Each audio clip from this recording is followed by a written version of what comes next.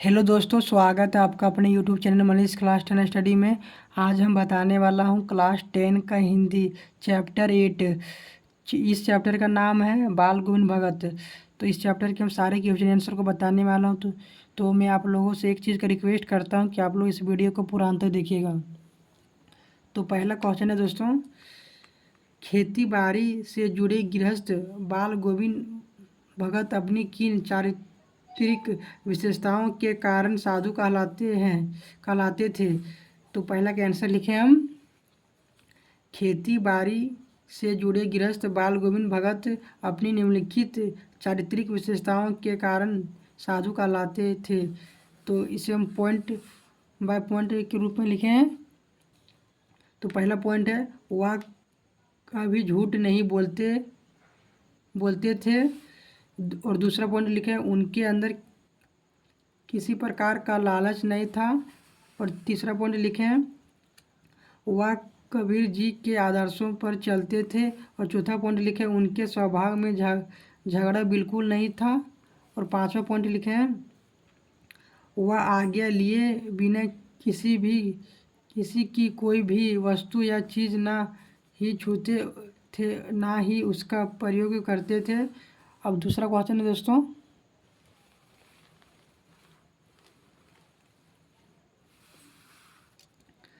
भगत की पुत्र वधू उन्हें अकेला क्यों नहीं छोड़ना चाहती थी। तो दूसरा का आंसर है, भगत की पुत्र वधू उन्हें अकेला इसलिए छोड़ना नहीं चाहती थी क्योंकि उसके पति मर गए थे। बुढ़ापे में भगत का इकलौता सहारा उनके पुत्र वधू ही थी जो उनका ख्याल रखती थी। अगर वह भगत जी को छोड़कर चली जाती है तो उनके बुढ़ापे में भोजन कौन बनाएगा, बीमार पड़े तो पानी कौन देगा, इसलिए वह उन्हें अकेले नहीं छोड़ना चाहती थी।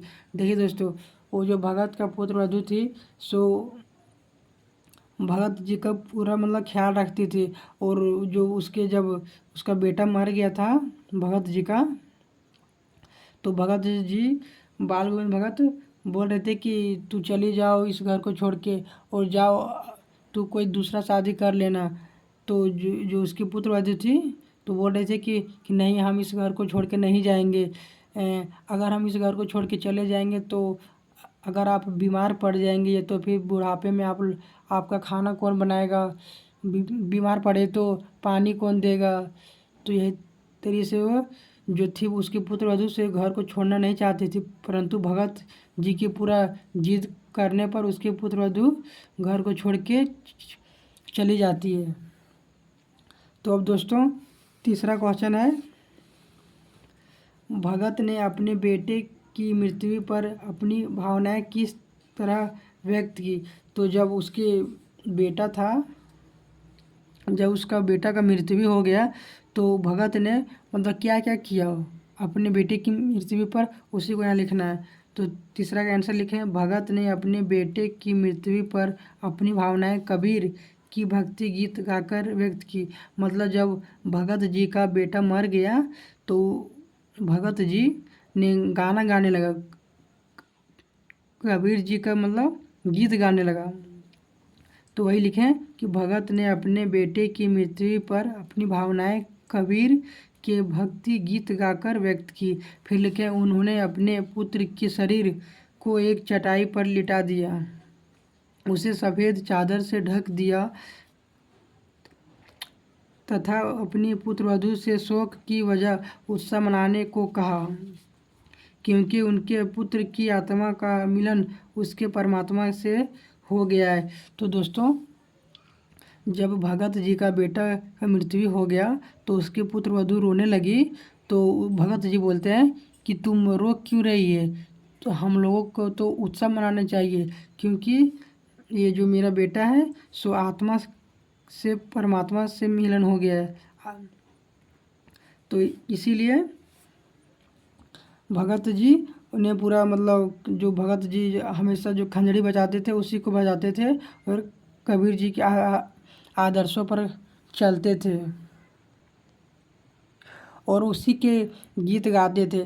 तो जो भगत की पुत्रवधू थी तो उसे भी मतलब बोलते थे कि हम लोगों को तो खुशी होना चाहिए क्योंकि आत्मा है सो परमात्मा के पास मिलन हो गया है। तो अब चौथा क्वेश्चन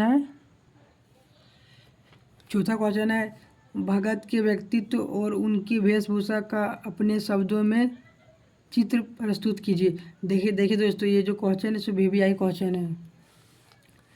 तो चौथा का आंसर लिखे हम, उसका बताना है कि भगत का व्यक्तित्व और उनकी वेशभूषा कैसे था, अपने शब्दों में बताना है। तो आंसर लिखे हम, भगत जी कबीर के आदर्शों का पालन करने वाले व्यक्ति थे। गृहस्थ होने के बावजूद उनमें साधु वाले गुण थे। वह ना किसी से झगड़ा करते थे, ना किसी को कष्ट देना चाहते थे। बिना आज्ञा के किसी की वस्तु को नहीं छूते थे। वो आज्ञा लेकर ही किसी की वस्तु को छूते थे।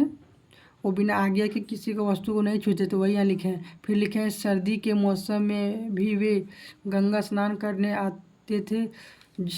सर्दी रहे या गर्मी रहे, वह 30 मील दूर जाकर गंगा स्नान हमेशा रोजीना करने जाते थे। फिर यहाँ लिखे हैं गुणों के साथ साथ उनकी वेशभूषा भी साधुओं जैसी ही थी। सफ़ेद दाढ़ी, 60 साल उम्र, जिस सिर पर सफ़ेद बाल, गले में तुलसी के जड़ की माला तथा नाममात्र वस्त्र था। देखिए दोस्तों, आप लोग हिंदी एक ऐसा विषय है कि कोई भी मतलब क्वेश्चन को ज़्यादातर देखिए कि मतलब इस क्वेश्चन को लेंगे और प्रयास कीजिए कि अपने से मतलब इसे और लंबा करके और बैठा के अपने से लिखें तो अच्छा रहेगा। तो अब 5वां क्वेश्चन है दोस्तों, बाल गोविंद भगत की दिनचर्या लोगों के अचरज का कारण क्यों थी। तो 5वां के आंसर लिखें, बाल गोविंद भगत की दिनचर्या लोगों के अचरज का कारण यह थी कि वृद्धा होने के बावजूद भी अपने सिद्धांतों तथा आदर्शों का गहराई से पालन करते थे। वह अकेले ही खेती करते थे तथा सर्दी में भी गांव से 2 मील दूर जाकर गंगा में स्नान करने के लिए जाते थे। तो अब 6ठा क्वेश्चन है दोस्तों, पाठ के आधार पर बाल गोविंद भगत के मधुर गायन की विशेषता बताइए।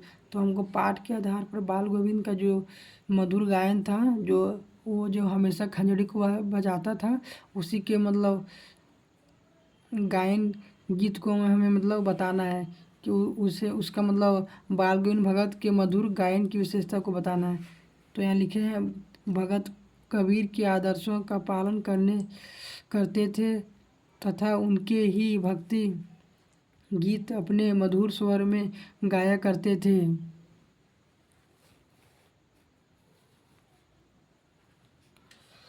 उनके कंठ की मधुरता की लिखें दोस्तों, की मधुरता इतनी मनमोहक थी कि लोग मंत्रमुग्ध होकर उनके गाने को सुनकर गुनगुनाने लगते थे। देखिए दोस्तों, जब ये जो बाल गोविंद भगत था तो जो खेती तो अकेले करता था, और जब वह खेत में गीत को गाता था कबीर के गीत को, तो जो वहाँ का महिला लोग थी उसी को गीत को सुनकर वह महिला लोग भी गुनगुनाने लगती थी। तो उसी सब मतलब वही सब को यहाँ लिख देना है।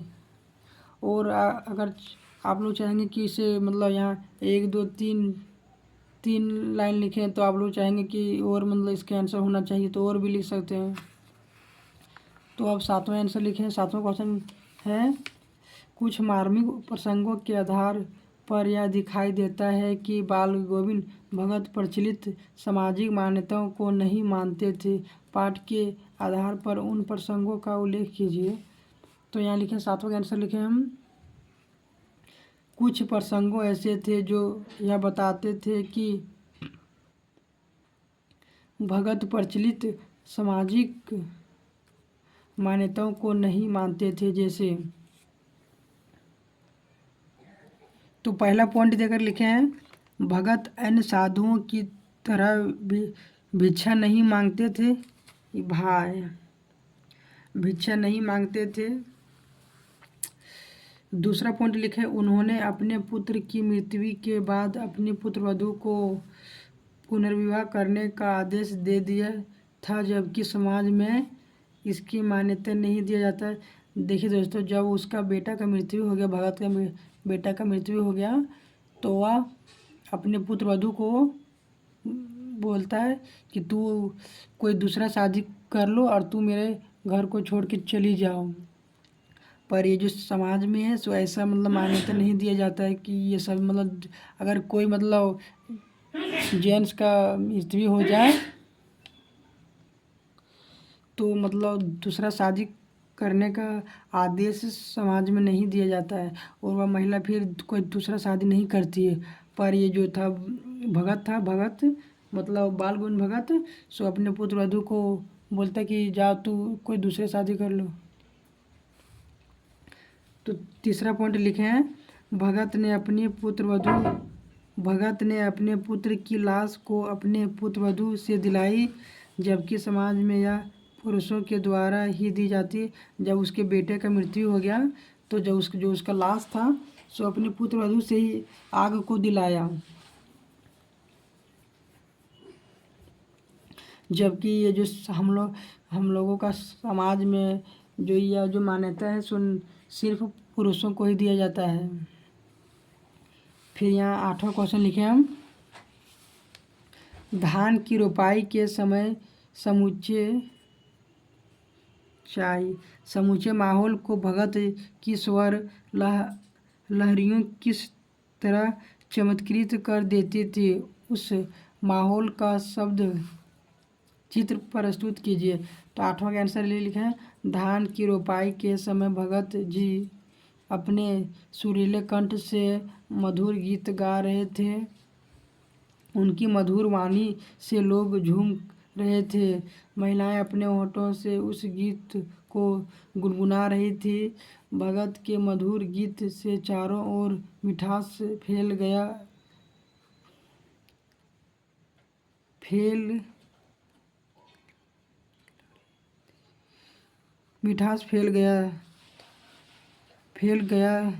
गिया लिखे हैं, घी लग रहा था, यहाँ होगा मिठास फैल रहा था।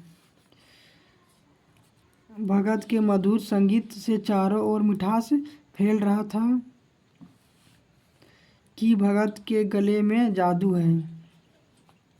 सब कोई वहाँ जो मतलब महिला लोग थी सो सब सोच रहे थे कि ये जो बाल गोविंद भगत है सो उसका कंठ में जादू है, तभी इतना मतलब मधुर से मतलब अच्छे से भगत जी का गीत को मतलब अबीर का गीत को इतना अच्छे से गा लेते हैं। तो दोस्तों इस चैप्टर में 8 क्वेश्चन था, बाल गोविंद भगत चैप्टर में 8 क्वेश्चन था, तो ये 8 क्वेश्चन को बता दिए। और इसके आगे है रचना और अभिव्यक्ति से है, तो उस सब जो है क्वेश्चन सो एग्जाम में नहीं पूछा जाता है, तो आप लोग उस पर ज़्यादा फोकस नहीं कीजिएगा। इसी से मतलब रचना और अभिव्यक्ति को छोड़कर जो उसके आगे वाला क्वेश्चन है उसी पर फोकस कीजिएगा।